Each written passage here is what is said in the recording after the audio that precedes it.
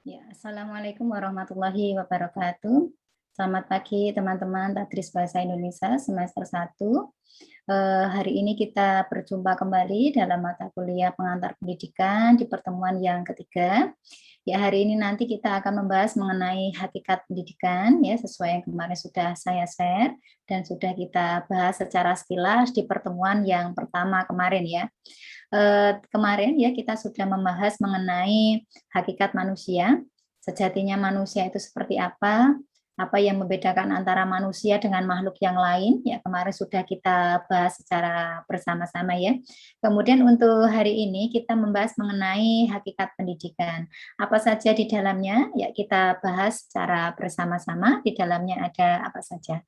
Oke, yang pertama di sini hakikat pendidikan. Apa itu pendidikan? Nah, sering ya kita mendengar kata pendidikan. Nah, sebenarnya apa sih pendidikan? Nah, di pertemuan hari ini nanti akan saya jabarkan banyak pengertian pendidikan dari berbagai sumber.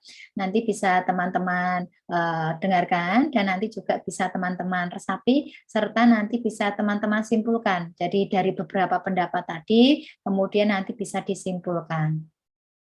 Ya, di sini yang pertama, di sini dari Tria Karya mengatakan bahwa pendidikan itu adalah usaha sadar untuk memanusiakan manusia muda. Nah, maksudnya seperti apa?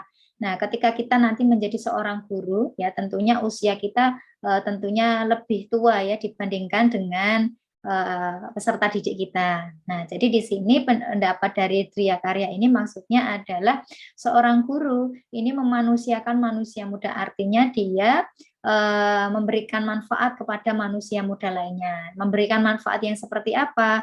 Yaitu dengan cara mentransfer apa yang sudah dia punya, ya seperti mentransfer ilmu, kemudian belajar bersama dengan peserta didiknya, agar peserta didik nanti mendapatkan pengalaman dari apa yang diajarkan selama dalam tatap muka tersebut. Jadi di sini bisa diartikan usaha sadar, artinya usaha yang terencana dari seorang pendidik, entah itu guru atau dosen atau yang lainnya, kepada manusia yang lebih muda, artinya untuk mendapatkan pengalaman yang lebih. Kemudian yang kedua, di sini pendapat dari Crow and Crow, di sini diartikan bahwa pendidikan itu adalah proses yang berisi berbagai macam kegiatan. Jadi di dalamnya nanti ada berbagai macam kegiatan yang di dalamnya nanti disesuaikan dengan kehidupan sosial untuk meneruskan kebudayaan. Jadi misalkan ketika kita berada di Solo ini ya, di daerah Solo, kita melihat bagaimana kehidupan sosial di Solo dengan kehidupan di daerah lain tentunya berbeda ya. Di daerah Solo dengan misalkan di daerah Jawa Barat, kalau Anda ada yang di Jawa Barat, tentunya kehidupan sosialnya berbeda, unggah-ungguhnya juga berbeda. Ya, kemudian di luar pulau ada yang dari Kalimantan atau Sumatera atau Sulawesi, tentunya kehidupan sosialnya juga berbeda.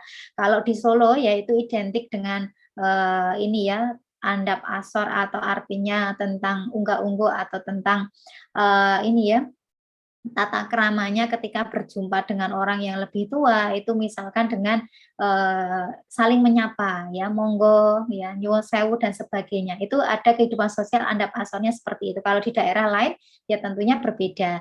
Nah, ini proses kegiatan ketika ini dalam proses pembelajaran kehidupan sosial dan kebudayaannya dimasukkan. Nah, bagaimana ketika kita mengajarkan kepada peserta didik kita, sesuaikan dengan materi dan kehidupan sosialnya. Misalkan kalau kita nanti calon-calon ini ya guru bahasa, ketika misalkan Anda mengajarkan kepada peserta didik mengenai materi berpidato. Nah, ketika berpidato mau dimulai, misalkan si anak misalkan itu lomba ya, si anak mau naik ke podium, pasti dia akan melakukan salam atau hormat kepada para jurinya. Itu adalah satu contoh kehidupan sosial. Artinya ada ini ya, sesuatu yang dibawa dalam pembelajaran tersebut. Kemudian berikutnya di sini menurut Langevoort di sini diartikan bahwa pendidikan adalah bimbingan atau pertolongan yang diberikan oleh orang dewasa ya. Di sini orang dewasa memberikan pertolongan pada perkembangan anak agar dia untuk mencapai kedewasaannya. Di sini untuk mencapai kedewasaannya sehingga ketika dia nanti sudah dewasa tidak ini ya, sudah bisa berdiri sendiri, tidak ini ya, tidak dengan bantuan orang lain. Jadi di sini membimbing, memberikan pertolongan kepada peserta didik kita. Contoh karena kalau misalkan Anda nanti guru SD ya, ketika memberikan pertolongan yaitu dalam hal memberikan pengalaman ya, misalkan peserta didik kita ini saya konteks bahasa ya, ini misalkan ada lomba puisi. Nah, di sini Anda memberikan bimbingan, memberikan pertolongan seperti apa wujudnya, yaitu dengan memberikan bimbingan, memberikan contoh dengan bagaimana untuk membaca puisi itu seperti apa, bagaimana untuk membaca puisi dengan musik atau musikalisasi puisi itu seperti apa, bagaimana penghayatannya. Ya, di sini konteksnya bisa diartikan bahwa pendidikan ini di dalamnya adalah bimbingan atau pertolongan yang diberikan orang dewasa kepada perkembangan anak untuk mencapai kedewasaannya ya. Jadi untuk mencapai kedewasaan, untuk mencapai pengalaman. Jadi di sini penjelasannya diperlukan kewibawaan ya. Jadi kewibawaan seorang pendidik sehingga anak dengan sukarela untuk melakukan segala sesuatu yang dituntut pendidik. Jadi ketika misalkan kita tadi melatih anak untuk bisa berpuisi. Nah, kita memberikan contoh, kemudian si anak kita minta untuk berlatih ya, seperti contoh yang kita berikan tadi. Nah, di sini ada kata dituntut, artinya dituntut oleh pendidik. Artinya di sini pendidik bermaksud untuk memberikan pengalaman belajar kepada siswanya agar dia bisa dewasa dengan pengalaman yang nanti didapatkan dalam proses pembelajaran. Ini kalau yang kedua ya, menurut Celeste Gilbert. Kemudian yang ketiga, di sini menurut John Dewey atau ahli filsafat pragmatisme ya, di sini menjelaskan bahwa pendidikan itu adalah proses pembentukan kecakapan fundamental ya, dasar kecakapan dasar secara intelektual ya, secara ilmu dan emosional. Emosional artinya secara emosinya, psikologinya ke arah alam dan sesama manusia. Maksudnya bagaimana di sini? Nah, di sini kecakapan dasar ya, kembali ke kemarin ya, hakikatnya manusia pada dasarnya adalah makhluk sosial dan makhluk individu ya. Secara dasarnya tadi untuk dikembangkan secara intelektualnya, kemampuan intelektual sebagai seorang peserta didik. Jadi kalau misalkan itu kemampuan intelektualnya kita berikan secara kontinu ya, secara kontinuitas tentunya ketika itu diserap dengan baik akan bertambah dan tentunya bisa diaplikasikan. Dan emosional. Jadi di sini selain memberikan ini dalam hal intelektual pendidik itu atau dalam hal pendidikan ini juga memberikan ini ya arahan ke dalam dirinya atau emosinya. Jadi selain mendidik, selain memberikan ilmu, ya pendidik nanti juga harus memperhatikan jiwa dari peserta didik itu. Jiwanya seperti apa? Peserta didik SD, SMP, SMA, apakah sama? Ya tentunya berbeda dalam proses dan dalam perlakuannya tentu berbeda. Jadi di sini ada penjelasan ke arah alam dan sesama manusia. Ini nanti akan mereka bisa menerapkan apa yang sudah didapatkan seperti intelektual dan emosinya tersebut ke arah alam, artinya dia menempatkan apa yang sudah dapat ke lingkungan sekitar ya. Jadi misalkan dia sudah mempunyai pengalaman yang baik dalam hal belajar, ketika dia berhadapan dengan alam ya, dia bisa menempatkan hakikatnya sebagai seorang manusia. Nah, seperti apa ya, tentunya merawat alam dengan baik. Ketika dia mau membuat puisi, dia merenung misalkan di tempat alam terbuka ya, tentunya dia akan menempatkan hakikatnya sebagai manusia, yaitu dengan tidak membuang sampah sembarangan ya. Artinya dia kan juga melibatkan intelektualnya juga, melibatkan emosionalnya juga ke arah alam.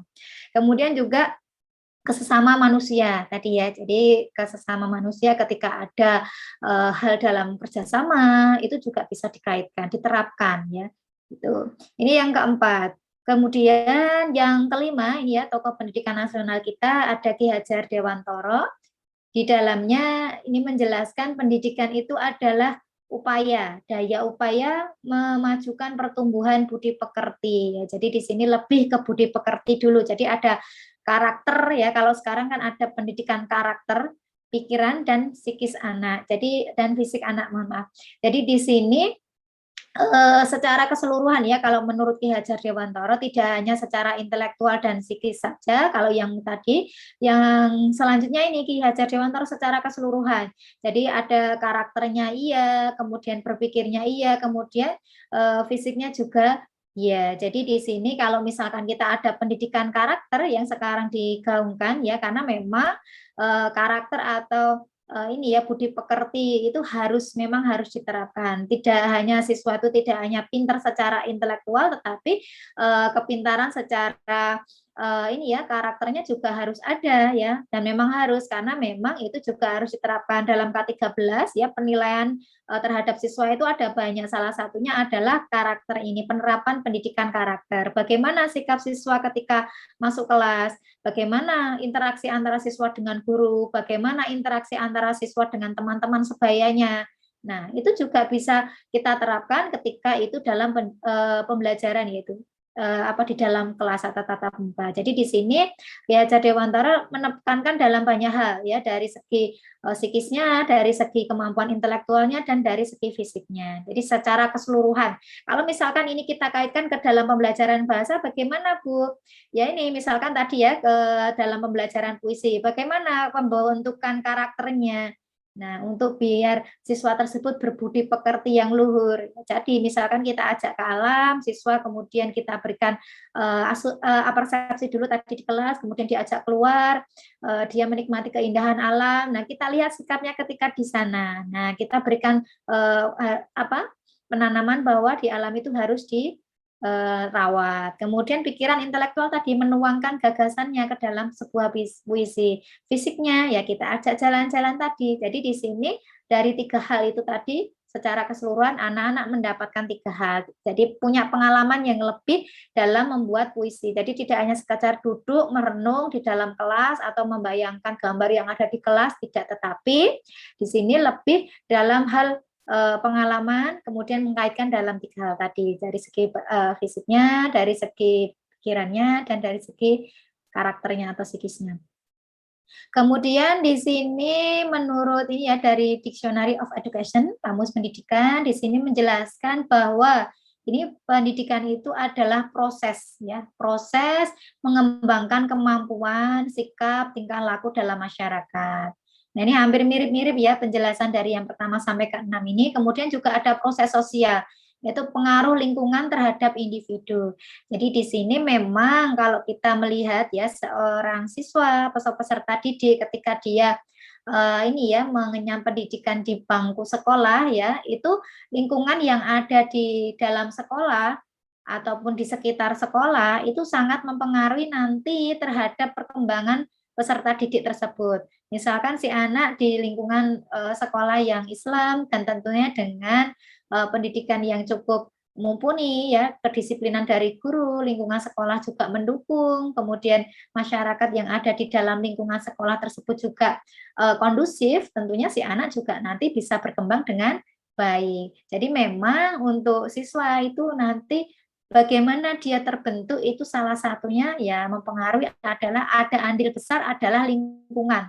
Seperti apa lingkungan yang ada di lingkungan di anak tersebut itu akan mempengaruhi secara tidak ini ya tidak sadar, misalnya nanti anak tertanam dengan sendirinya. Jadi kalau misalkan disiplin jam 7 masuk sekolah, kalau sudah tatap muka secara langsung, nah itu anak akan terbiasa bangun pagi, kemudian masuk sekolah, di sebelum pembelajaran ada doa dan membaca surat-surat. Nah, itu lama-lama akan terbiasa. Ya, itu ya. Kalau sekarang pandemi ya menyesuaikan, walaupun memang kalau sekarang pandemi untuk penerapan karakter itu agak kurang ya, karena memang ini tidak ada unsur tatap muka, dan beda kalau misalkan tatap muka secara langsung dengan dunia maya memang berbeda ya. Tapi karena memang kondisinya lagi seperti ini ya, semaksimal mungkin ya seorang pendidik itu dalam dunia pendidikan ini ya dimaksimalkan sebisanya seperti apa. Ya, sekarang sudah ada tatap muka walaupun masih terbatas gitu ya. Berikutnya kalau ini dalam undang-undang ya tahun 89 bab 1 pasal 1 ayat 1. Di sini menjelaskan ini juga hampir sama. Usaha sadar artinya usaha yang terencana, sengaja direncanakan, menyiapkan peserta didik melalui kegiatan bimbingan. Ya jelas karena kegiatannya ada di dalam kelas, dibimbing oleh guru. Pengajaran atau latihan bagi peranannya di masa yang akan datang. Nah, jadi di sini siswa atau peserta didik dibekali ilmu, dibekali karakter, ditumbuhkan jiwa psikisnya ya, dibimbing untuk menjadi manusia sesuai dengan hakikatnya ya. Jadi biar dia nanti menjadi manusia yang siap untuk bisa ini ya terjun ke dalam masyarakat dengan kemampuan intelektual yang dimiliki.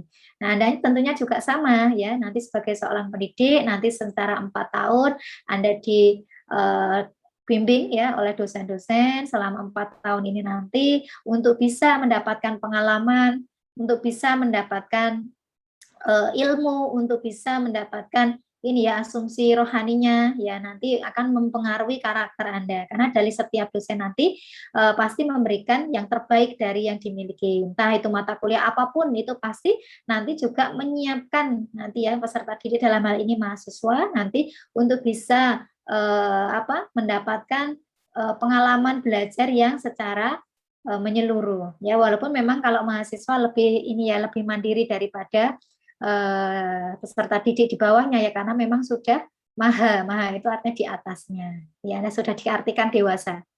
Berikutnya ini yang Undang-Undang Nomor 20 tahun 2003. Ini juga sama ya, tetapi di sini ada pengembangan.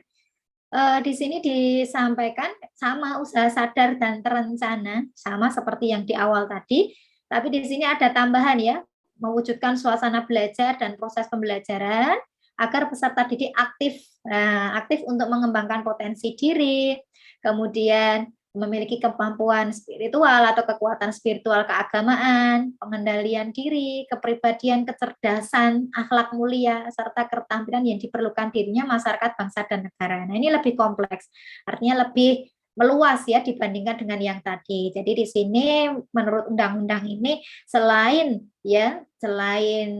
usaha sadar, selain untuk dirinya sendiri itu meluas. Jadi dari segi agama, dari segi pengendalian diri, artinya ada pengendalian diri di sini, dia bisa menempatkan mana yang bisa dilakukan dan mana yang tidak boleh. Nah, ini pengendalian diri di sini.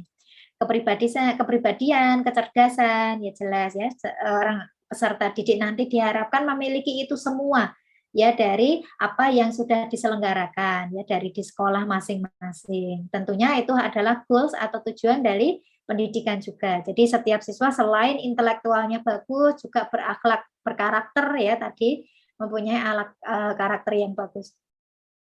Nah, itu tadi untuk ini ya hakikat pendidikan. Nah, di sini nanti secara garis besar intinya memang pendidikan itu adalah usaha sadar atau terencana yang bertujuan agar nanti peserta didik itu bisa ya di sini memiliki potensi untuk ya nanti kemampuan secara spiritual, secara psikisnya, kemudian nanti bisa mendapatkan cerdasan juga atau pengetahuan secara intelektual, kemudian dia juga bisa mengaplikasikan diri nanti ketika sudah selesai ya atau ketika saat menjadi peserta didik itu bisa berbaur dengan masyarakat. Itu. Kemudian di sini ini saya menambahkan ada ciri-ciri umum pendidikan. Jadi secara umum pendidikan itu apa?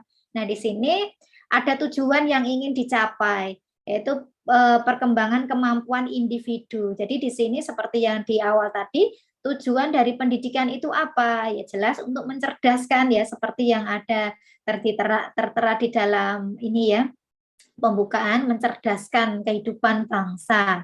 Nah, di sini jadi tujuan pendidikan di sini untuk memperkembangkan kemampuan individu baik secara fisik, baik secara psikis, baik secara intelektualnya. Kemudian nomor 2 di sini usaha yang disengaja, yang direncanakan untuk mencapai tujuan. Ya jelas usaha yang direncanakan agar nanti peserta didik bisa mencapai tujuan pendidikan.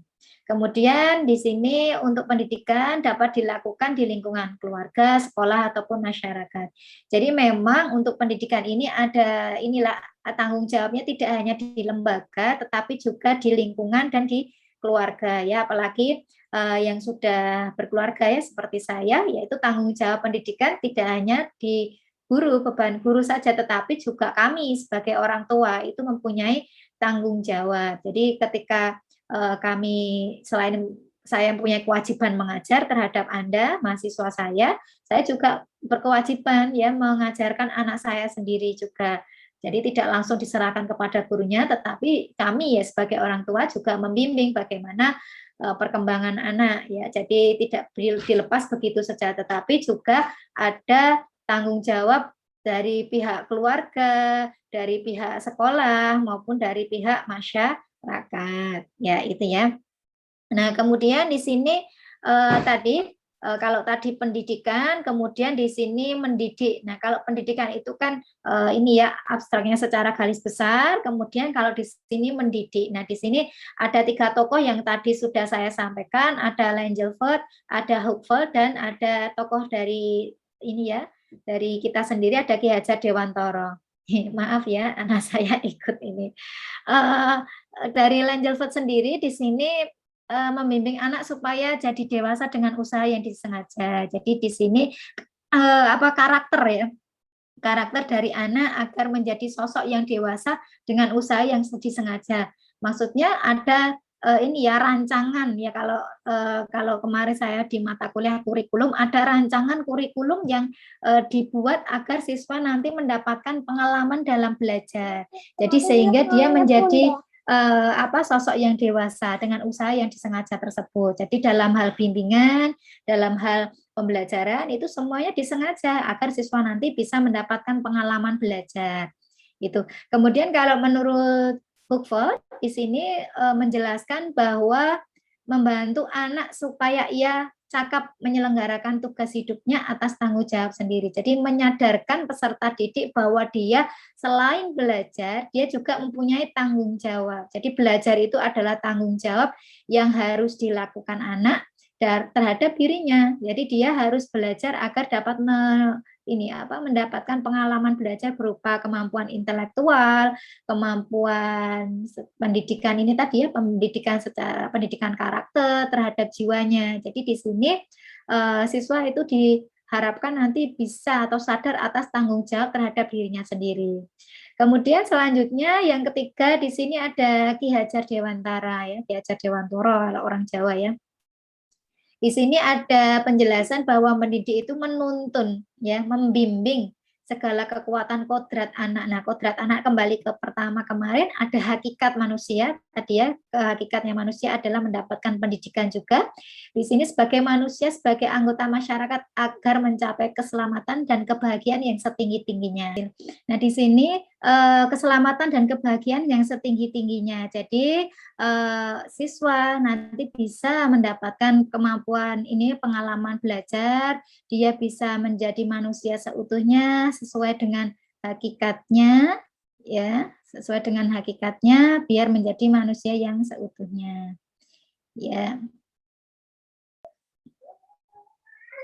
Ya, ini saya lanjutkan. Tadi mendidik, kemudian di sini bisa kita lihat perbedaan pendidikan dan pengajaran. Ya, pendidikan seperti apa, pengajaran bagaimana. Nah, kalau di sini kita melihat pengajaran ini lebih mengutamakan penguasaan pengetahuan ya dan keterampilan. Jadi di sini penguasaan artinya secara menyeluruh terhadap ilmu yang disampaikan. Kalau di sini pendidikan itu pembentukan manusianya, jadi nilai dan sikap manusia dididik di situ. Kemudian kalau pengajaran memakan waktu relatif pendek. Jadi waktunya relatif pendek ya. Jadi ada semester 1, semester 2, semester 3 dan semester 4 dan kalau Anda ya. Kalau pendidikan di sini waktunya relatif panjang karena ini ya tidak melihat jenjangnya karena pendidikan itu ya seumur hidup ya yang bisa Anda lakukan. Kemudian pengajaran metodenya lebih teknis, rasional dan praktis. Kemudian kalau ini pengajaran, kalau pendidikan metodenya bersifat psikologis dan pendekatan manusia. Artinya kalau pengajaran itu lebih ke dalam penguasaannya, kalau pendidikan nanti lebih ke dalam pembentukan karakternya. Ya, itu. Kemudian kalau diartikan ini ya secara garis besar, pendidikan sebagai sebuah sistem itu apa? Nah, di sini bisa dijelaskan bahwa pendidikan itu adalah kesatuan dari berbagai macam ya komponen yang saling berkaitan antara satu dengan yang lainnya. Berkaitan dengan kurikulum, berkaitan dengan peserta didik, sehingga mempengaruhi perkembangan peserta didik menuju kedewasaannya. Nah, ini yang dinamakan dengan pendidikan sebagai sebuah sistem. Jadi hari ini kita mempelajari mengenai hakikat pendidikan yang dikaitkan bagaimana itu nanti dalam pelaksanaannya.